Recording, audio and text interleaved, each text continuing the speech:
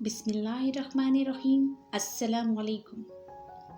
Fellows कहते हैं life is not bed of roses.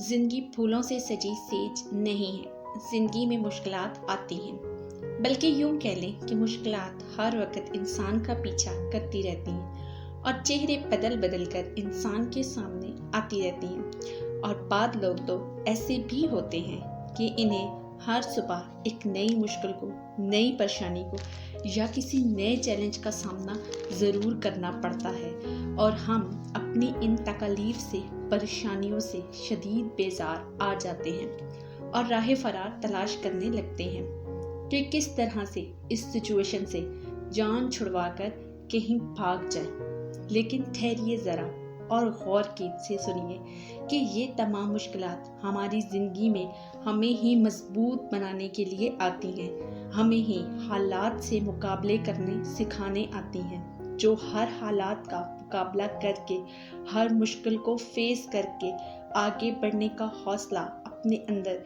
जमा कर लेता है तो वो यकीनन कामयाब हो जाता है। और जो आराम पसंद बनकर बस ज़िंदगी को मुश्किलात से दूर रखकर गुजारने की ख्वाहिश रखता हो तो उसे फिर ज़िंदगी में मिलता भी कुछ नहीं।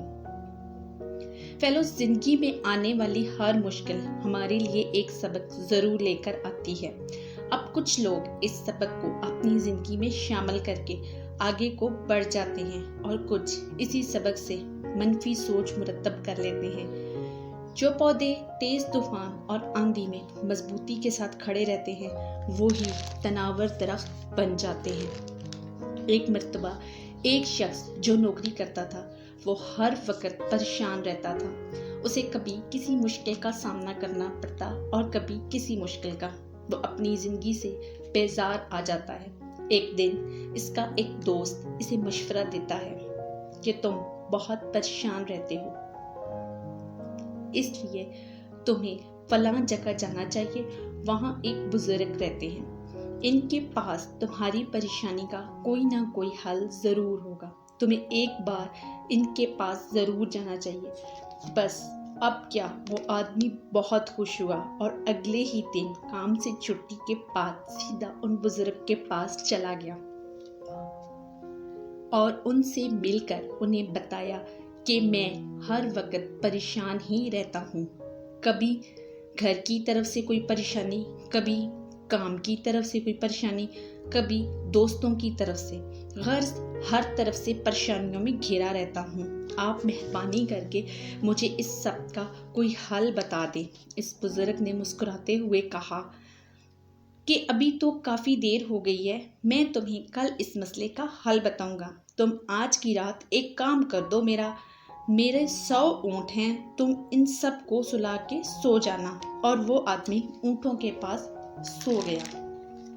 अगली सुबह बुजुर्ग ने आदमी से पूछा, बेटा बताओ रात को नींद कैसी आई? तो आदमी बोला, बाबा जी मैं तो सारी रात सो ही नहीं सका।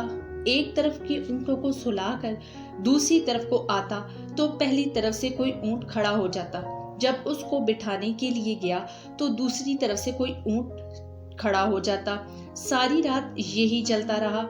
मैं एक तरफ के ऊँट को बिठाता तो दूसरी तरफ से ऊँट खड़ा हो जाता और मैं यही देखता रहा कि कब ये सब ऊँट किसी तरह से सो जाएं तो मैं भी सो सकूं। मगर ऐसा नहीं हुआ और यूं मैं पूरी रात ऊँटों को बिठाने में ही लगा रहा और मैं सो नहीं सका। अब बुजुर्ग मुस्कुराते हुए बोले कि हमारी ज़िंदगी में मुश्किलात भी ऐसी ही हैं।